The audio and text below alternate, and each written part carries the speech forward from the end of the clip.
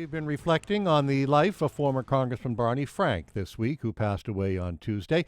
Frank entered hospice a few weeks ago and spent his final days in the news cycle conducting several interviews, making a push for his briefs that what he said were Democratic pitfalls. GBH's political reporter Adam Reilly was one of the people who spoke with Frank, and he joins us now. Adam, what was your impression of Barney Frank when you spoke to him just a few weeks ago? It was a really interesting interview, unlike any I've conducted before, because he was trying to do two things at once. On the one hand, he was trying to get the message out for this book that he has coming out in September, in which he argues, as you said, that intransigence on the left is bad for the Democratic Party, is going to hurt them as a party moving forward unless the left changes its MO. His contention is that the left establishes litmus tests for Democrats on issues where the public isn't ready to come along, and that hurts the party again as a whole.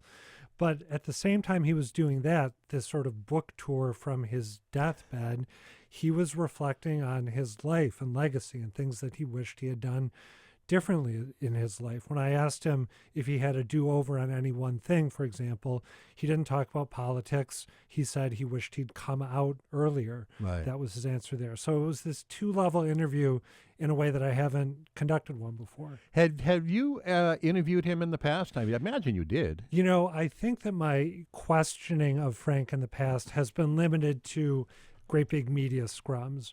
For example, covering things like, and I can't remember if I was there for this, but when he announced his retirement back in 2011. So I have been part of a mass of reporters questioning him, but I haven't done the one-on-one questioning. And I will say I was a little bit intimidated given his propensity to be kind of brusque with the press. Well, so he didn't yell at you then. He didn't yell at me. You didn't have the pleasure of having him yell at you. There was one moment I thought he was going to yell at me when I asked him what he was proudest of when it comes to his time in office. And he took a deep breath and said, "I am proudest that I have learned through long experience with the media and others not to answer that question." And there was this sort of awkward pause. And I thought he was going to say, "Thank you very much, we're done." But he didn't. He went on after that. He was a hot ticket, and I, too, did not have the pleasure of having him yell at me. I did spend time with him, though. He had a place, he had a condo on Beacon Street in the Back Bay, and I finagled my way in to interview him, and he said, "Just come over the house."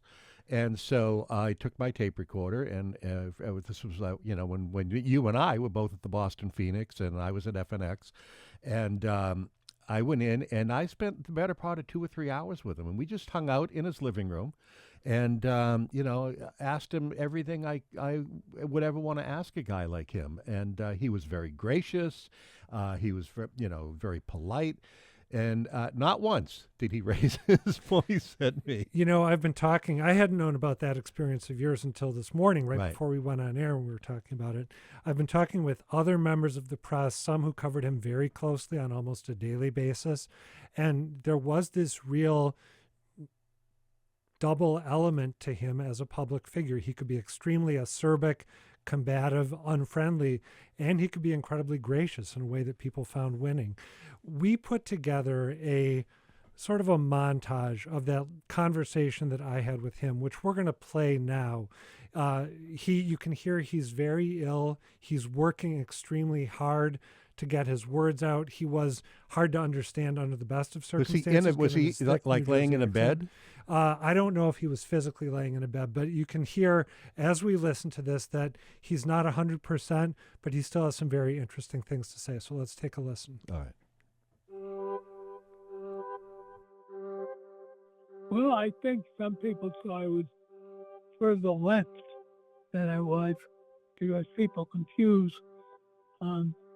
People assume that if you're not willing to go out and insist that other people adopt it, you must be against something. And the answer is no in some cases. No, I support some things that I just think it's imprudence to push for. I would say that's probably the people confusing my moral choices on the one hand with my tactical and strategic choices on the other.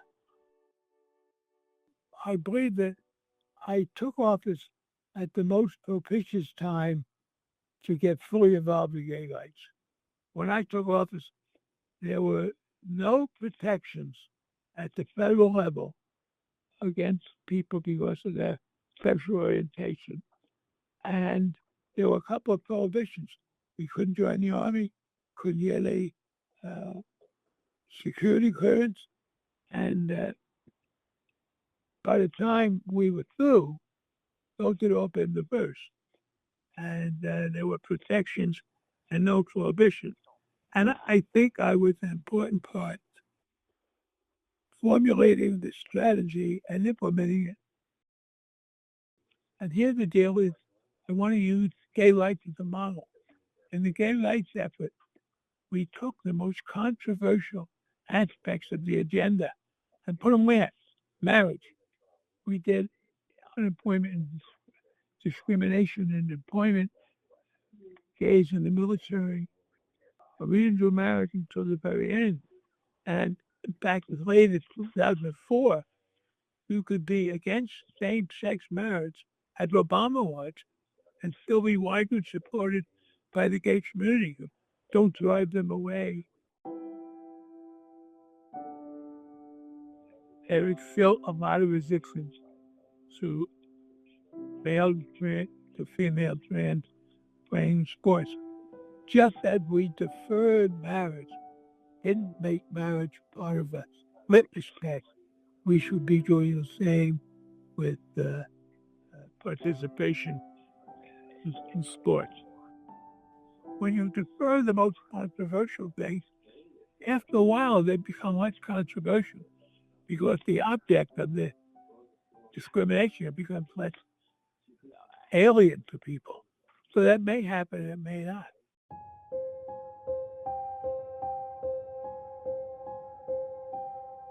I would have come out earlier.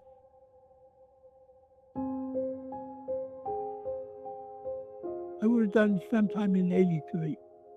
That's when I began to feel able to take a risk. Now I'm optimistic. I think, first of all, the mainstream left has learned not to go after toxic issues and insist on them. And secondly, the bad predictions haven't worked out. We've had gay marriage, and marriage is still a respected institution elsewhere. And so I think going forward, liberal democracy will come back.